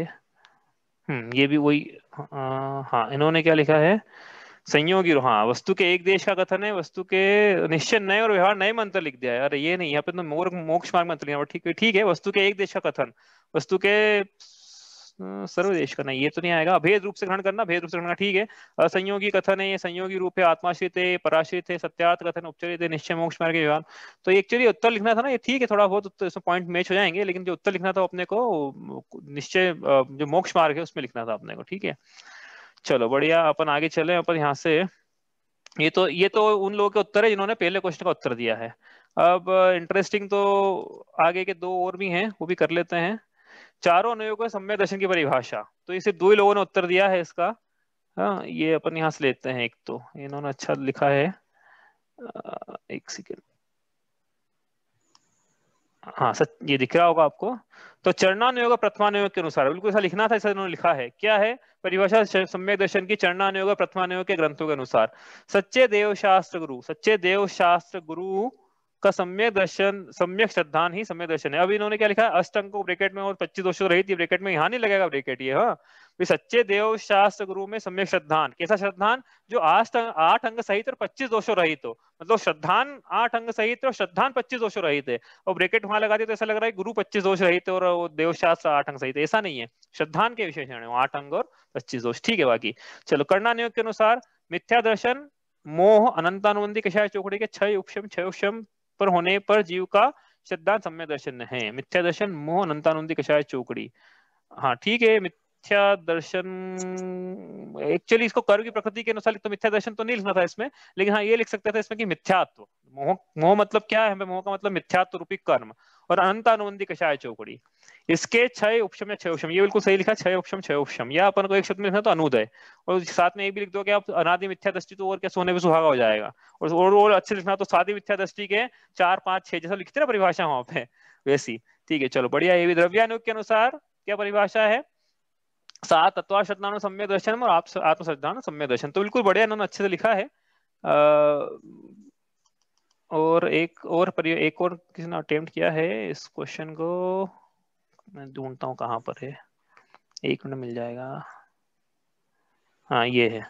4 अनुयोगों के अनुसार सम्यक दर्शन की परिभाषा, तो पहले तो इसमें डिफरेंशिएट ही नहीं करा कि भाई कौन सी प्रथमानुयोग के अनुसार है, कौन सी चरणानुयोग की, कौन सी कर्णानुयोग की, तो वो लिखना तो था अपने को कि प्रथमानुयोग की है, कर्णानुयोग की होगी, ठीक है। चलो, तत्वा श्रद्धानम सम्यक दर्शनम, ये है द्रव्यानुयोग के अनुसार। अपश्रद्धानम सम्यक दर्शनम, ये भी आप द्रव्यानुयोग के अनुसार ले सकते हो। आत्मश्रद्धानम सम्यक दर्शन, ये भी द्रव्यानुयोग के अनुसार। आत्मा की रुचि द्रव्यानुयोग के अनुसार। सम्यक दर्शन क्या क्या लिखा हुआ दिख नहीं रहा है। उसके बाद मोहनी के क्षय होने पर जो आत्मा के परिणाम है वो सम्यक दर्शन है, तो ये ठीक है भाई। पूरी परिभाषा इसकी ये होगी कि आपको लिखना ही है एक शब्द में, तो अनुदय लिखे हम, और मोहनी नहीं लिखेंगे यहाँ पे, मिथ्यात्व का अनुदय, हाँ, क्योंकि मोहनी का तो अनुदय हो, मोहनी का क्षय हो गया तो वितरागी हो गया, सम्यक दर्शन की यहाँ तो परिभाषा सम्यक दर्शन की लिखना है। तो मिथ्यात्व के अनुदय होने पर, और अनुदय नहीं लिखना तो मिथ्यात्व के 6 उपशम या 6 उपशम होने पर, साथ में अनंत भी लगा लेना, ऐसा होने पर आत्मा के जो परिणाम नहीं है, आत्मा के दर्शन नाम के गुण के जो परिणाम है उनको सम्यक दर्शन, ऐसा स्पष्ट करके, ठीक है। ये इस प्रकार से 3 प्रकार के सम्यक दर्शन होते हैं जो आत्मा के श्रद्धान गुण को सम्यक दर्शन कहते हैं, ठीक है। चलो, आखिरी प्रश्न का उत्तर, इसे एक ही ने अटेंड किया है तो उनका अभी देख रहे थे जीव करता है या नहीं। अभी ये पता नहीं लोगों को क्यों इतना कठिन लगा है, लेकिन और इन्होंने भी जिन्होंने अटेम्प्ट किया है उनकी मैं निकाल लेता हूँ, ये आखिरी है आज का, कहाँ गया, हाँ ये है, जीव करता है या नहीं, ठीक है, ये उत्तर लिखना था। तो जीव करता है या नहीं है, जीव करता नहीं है, कर्म की अपेक्षा, कर्म के उदय से जीव को प्रतिकूलता अनुकूलता होती है। बताओ सही लिखा है कि गलत लिखा है? तो ऐसा नहीं है, देखो ये अपन विवक्षा ज्यादा कर नहीं सकते हो तो उनको अलग से बता दूंगा जिनका है ये। जीव पर द्रव्यों का भी, जीव पर द्रव्यों का भी करता नहीं है, क्योंकि जीव में ज्ञान दर्शन सुख वीर्य है, ये हेतु सही नहीं लिखे हैं, पर द्रव्य तो अजीव है, हेतु ठीक नहीं है, ये क्यों ऐसा लिखा है। जीव अपने तप से कर्म की निजरा कर सकता है, इससे जीव करता है, तो इस अपेक्षा जीव करता हुआ। मिथ्या दृष्टि जीव और देह को एक मानता है तो उसे कर्ता मानता है, समझ में नहीं आया क्या लिखा है। जीव करता है स्वयं का अनुपचरित व्यवहार न, ऐसे ही पूरी गलत लिखा है।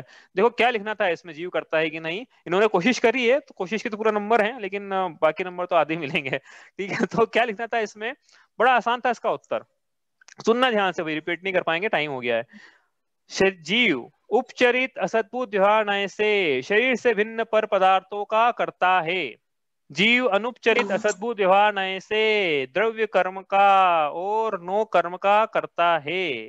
जीव उपचरित सद्भुत व्यवहार नय से या अशुद्ध निश्चय नय से अपने रागादि भावों का करता है, और जीव परम शुद्ध निश्चय नय से अपने शुद्ध दर्शन ज्ञान का करता है। ऐसा लिख दिया है यहाँ पे। अब करता नहीं है में क्या लिखे, तो करता नहीं है में इसका अपोजिट कर दो कि जीव इसी नय से करता है, अन्य नय से करता नहीं है ना, ऐसा लिखते चले जाओ आप। तो ये करता है और करता नहीं है भी और नहीं भी, मतलब स्यादवाद लगाना है इसमें, अनेकांतवाद, कि जीव करता है पर द्रव्यों का, उपचरित असद्भुत व्यवहार नय से।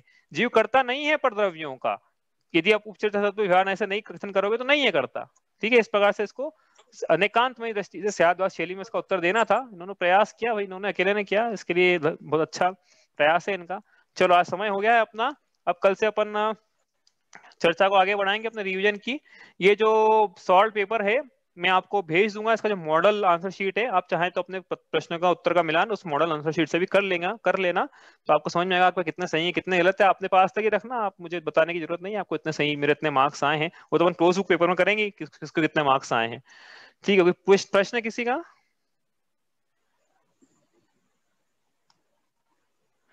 ठीक है, आप चेक कर लेना भाई, आज इतना ही करते हैं। चलिए, सहजानंदी शुद्ध स्वरूपी अविनाशी में आत्म स्वरूप, ज्ञानानंदी पूर्ण निराकुल सदा प्रकाशित मेरा रूप, देह मरे पर में नहीं मरता, अजर अमर हूँ आत्म स्वरूप, सहजानंदी शुद्ध स्वरूपी अविनाशी में आत्म स्वरूप, जावाणी के ज्ञान ते सूझे